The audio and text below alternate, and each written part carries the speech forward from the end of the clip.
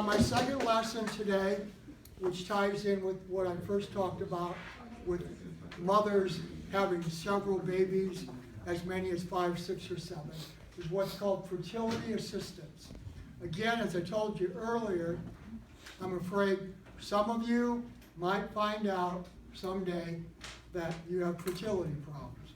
It could be something as simple as the boys in here have a low sperm count. There may be some problems, girls, with you in ovulating and releasing that egg into the fallopian tube. So it could be something not that complicated, but it could be something that needs a lot of fertility assistance. What I'm about to tell you, you may or may not know much about, but this is happening today. It's common all around the world. They're helping hundreds of thousands of couples so they can have a baby. Okay, it's called vitro fertilization. That's a real picture of it. Looks like a lady, a doctor, who is working with some samples from the male and female as they artificially fertilize an egg outside of the female's body. Long story short, that's what it's about. All right, so number one, it's procedure where they're going to take a sperm sample from the father, and then they'll collect, believe it or not, eggs from the mother. They'll combine them into what you might call a jar or a small dish.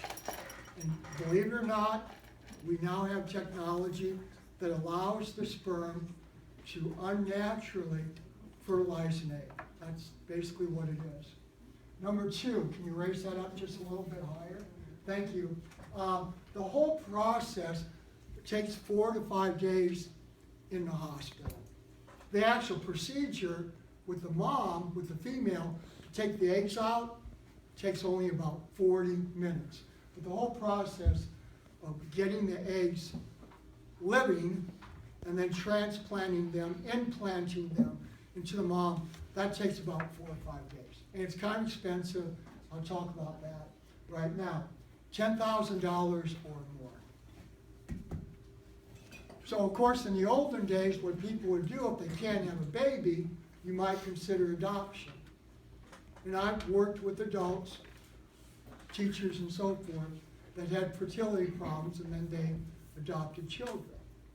Again, some of you don't know this yet, but if you choose to get married and have a family, you may naturally have kids, you may decide you can't, or you don't decide, you find out you can't, so you adopt, or you decide to go with this process. So this is something in your future. Kind of a funny extra story, sounds like you're buying a car or furniture.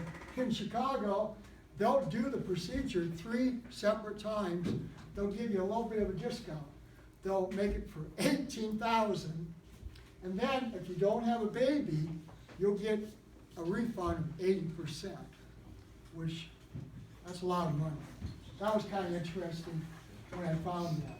But like a lot of you, when you gave your presentations, you sometimes talked about negative issues and risk. So there is absolutely a risk when you have a lot of babies born. As you know, some of them might have a birth defect. It might be something minor, like they're simply diabetic, which is not a minor thing, but they're not blind or anything like that. A lot of them are premature. I think if I remember right, the triplets from Iowa that I know, I think they were born at about 6 months. So they were preemies. And of course, they did have to stay in the hospital for a couple of months till they got healthy enough to go home. All right, number 7. You put that up a little bit higher. Number 7, just common sense. The more babies you're going to have, 5, 6, 7, or 8, there's probably more chances that some of them are going to have birth defects. Some of those pictures that we saw on my first lesson of families of 7 and 8, some of them did have birth defects. All right, this is kind of let's keep it down right here. Just kind of complicated, but think back to when we studied the reproductive system in the female reproductive tract. Remember the ovaries, and then the fallopian tubes, and then surrounding the ovaries are the follicles that protect them. So what they do with a special needle, kind of like ultrasound, believe it or not, they can go into her ovaries and take out not just one egg, they take out many. Because there's no guarantee it's going to work. So they take a lot of eggs out. Remember, that's not natural. What's the natural way that a woman ovulates? How many eggs come out? One. Just one. Now and then you get two, and then of course you get the twins that we know, and sometimes triplets. The unnatural situation is that you would have a lot of eggs, but they do that. That's how the procedure occurs. Then in this illustration right here, they combine the sperm with the single egg. So each dish or jar under a microscope, of course, they can kind of almost visually see an egg. Remember how big an egg is? Remember when we talked about that? Physically, it's just big enough to see. So it's kind of like what? Do you remember how I explained it? At the end of a sentence? A period at the end of a sentence. That's how big it is. So they kind of can see it in the dish, but I would assume they kind of have a microscope above it as well. So they see it together. They have the experience to know when the egg gets fertilized, and then I'll explain this in more detail.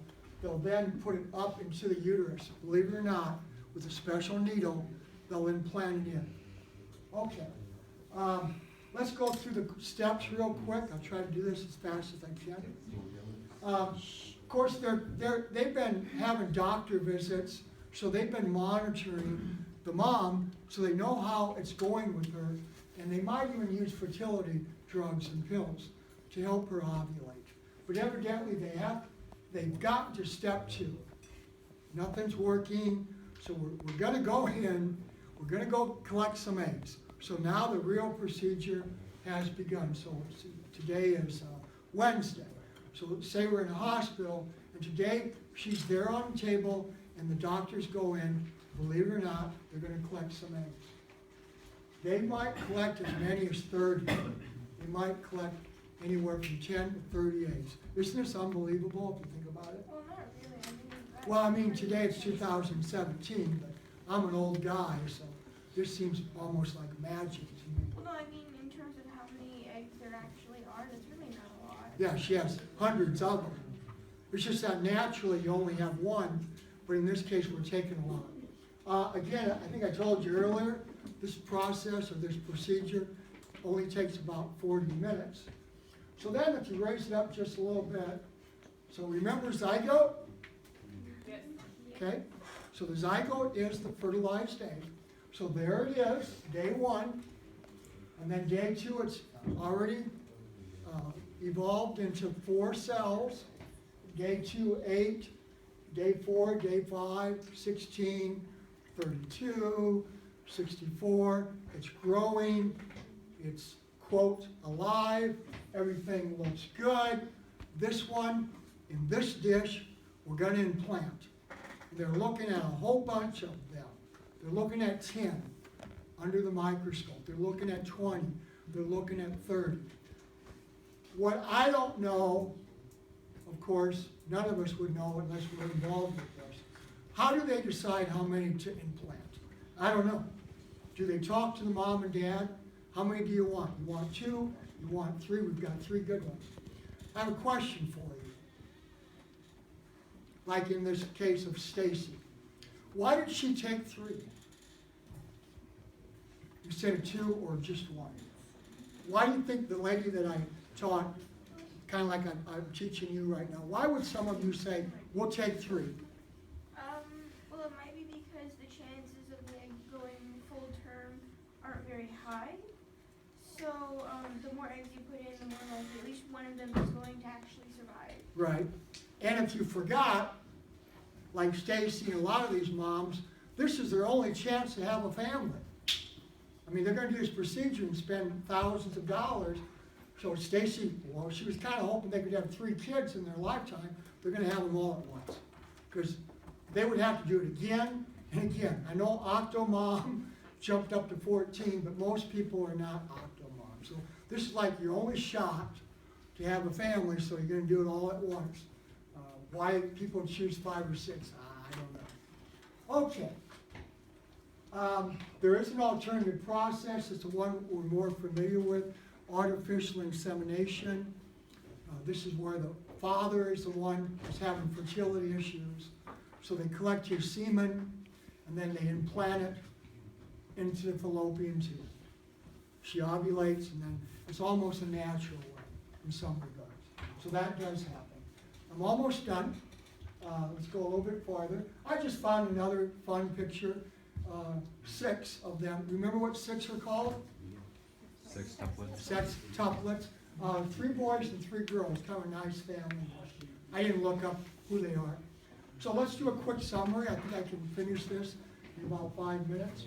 So we called it test tube babies back in the good old days in the 1980s. Since the 1980s, they've been doing this. At least 200,000 or maybe almost 300,000 now in the United States are doing this. So it's becoming very common.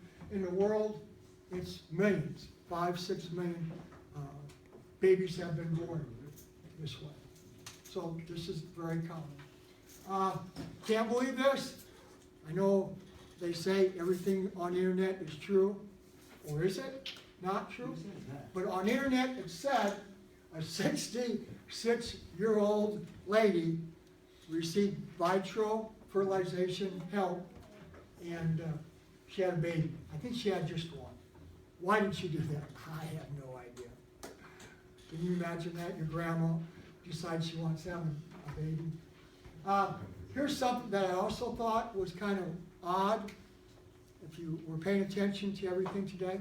In New Zealand and Australia, they do decide how many you can take. Believe it or not, they only let you have 2.